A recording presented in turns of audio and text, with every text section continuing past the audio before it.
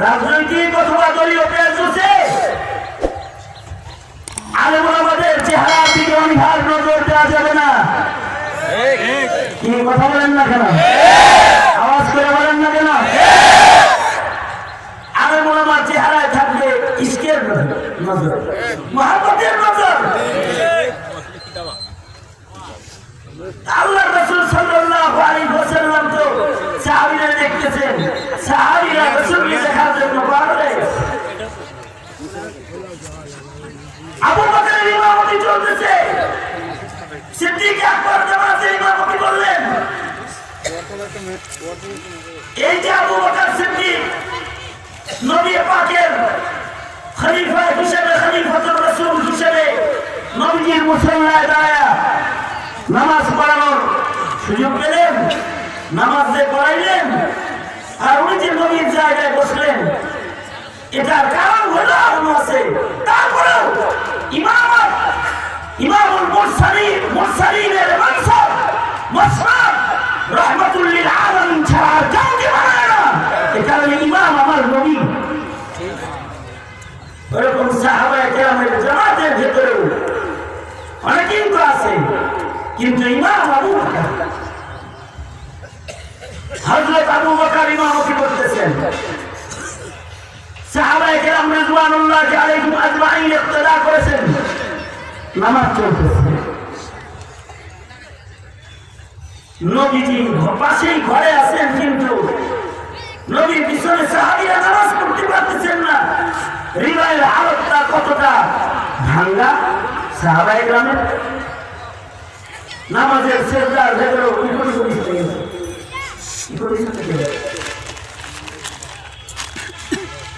সাহাবায়ে কেরাম নামাজের ভেতরে কান্না করতেছেন।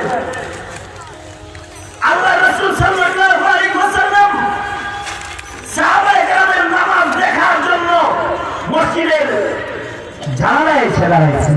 পর্দা সরায়া আল্লাহর রাসূল সাল্লাল্লাহু আলাইহি ওয়াসাল্লাম সাহাবীদের নামাজ দেখতেছেন।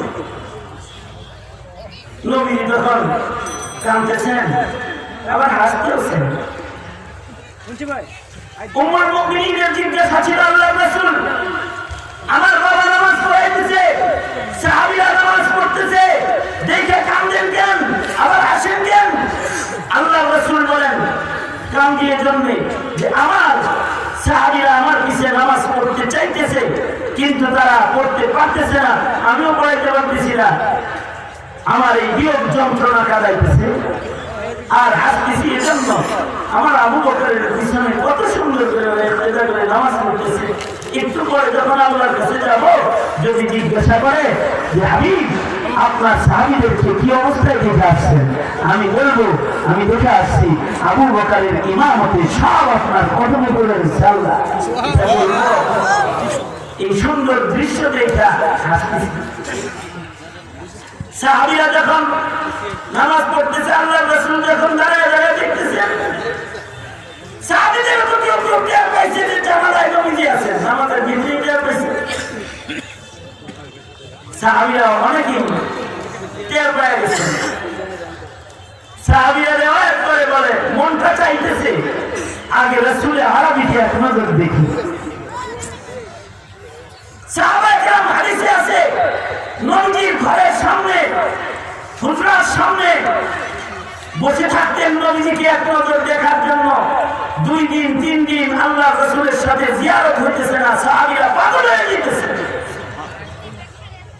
সেই সাহাবীরা যখন টের পাইছে নবীজি জানালায় আছে, তখন তো নবীজিকে দেখার জন্য পাগল হয়েছে, কিন্তু নামাজে আছে, চেহারা তো আর ঘোরানোর জায়গা নাই। সাহাবী বলে, নামাজ শেষ করে যখন চেহারাটা যখন দেখছি, কান্নাহু ওয়াকাতু মুসহাফিন, কেমন যেন যে কোরআন শরীফের পাতা একটা মসজিদের দিকে তাকায় নিছে।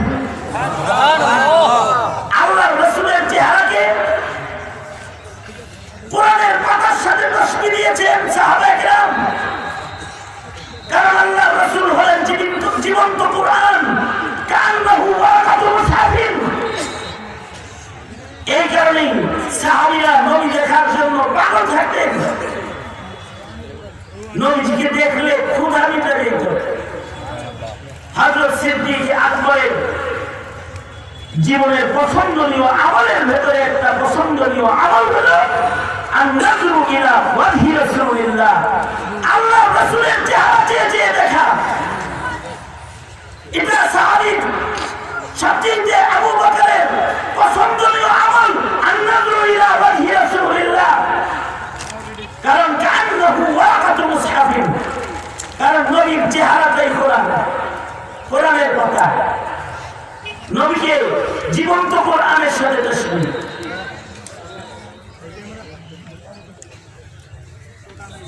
হাকিমুল ইসলাম আলী তৈয়ব সাহেব রহমাতুল্লাহ আলাইহি উনি বলেছেন কোরআন তো আসলে দুইটা, একটা কোরআন হলো লিখিত কোরআন, আর একটা কোরআন হলো জীবিত কোরআন।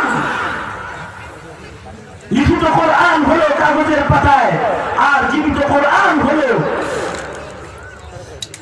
কোরআনের রঙের মানুষ যারা, তারা জীবিত কোরআন। যেমন নাজিল হয়েছে যে কোরআন, এটা মুসহাফে কোরআন, লিখিত কোরআন। আর মুহাম্মদুর রাসূলুল্লাহ সাল্লাল্লাহু আলাইহি ওয়াসাল্লাম তিনি হলেন জীবিত কোরআন, কোরআন দুইটা কোরআন, একটা লিখিত আর একটা জীবিত। এই দুই কোরআনের সিলসিলাও কিয়ামত পর্যন্ত থাকবে। সাহাবীদের যেমন জীবিত কোরআন দেখলে মজা, সাধারণ পাবলিকেরও এরকম জীবিত কোরআন দেখলে মজা লাগে। এই কারণেই এই গরমের ভেতরে, প্রচন্ড গরমে হাজার হাজার মানুষ সব কাজ বাদ দিয়ে এসে বসে গেছে জীবিত কোরআন দেখার জন্য, আলেমদের চেহারা দেখার জন্য। কান্নাহু ওয়াকাতু মুসহাফিন, কারণ আলেমদের চেহারাটাই হলো জীবিত কোরআন। আফসোস তো তাদের জন্য লাগে যারা এই কোরআনের কথায় জুতা মারতে চায়, যারা বলে বাবুনগরীর দুই গালে জুতো মারো তালে তালে, মামুনুল হকের দুই গালে জুতো মারো তালে তালে, ফজলুলের দুই গালে জুতো মারো তালে তালে। হারামির গোষ্ঠী, কার চেহারায় জুতো মারতে চাও?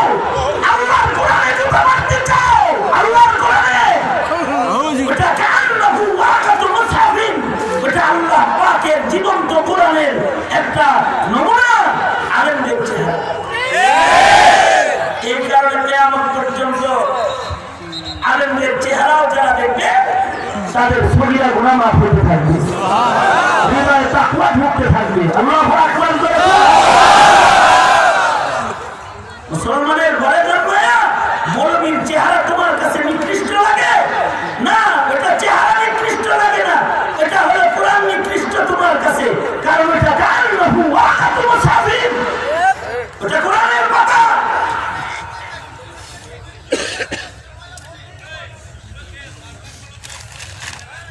আর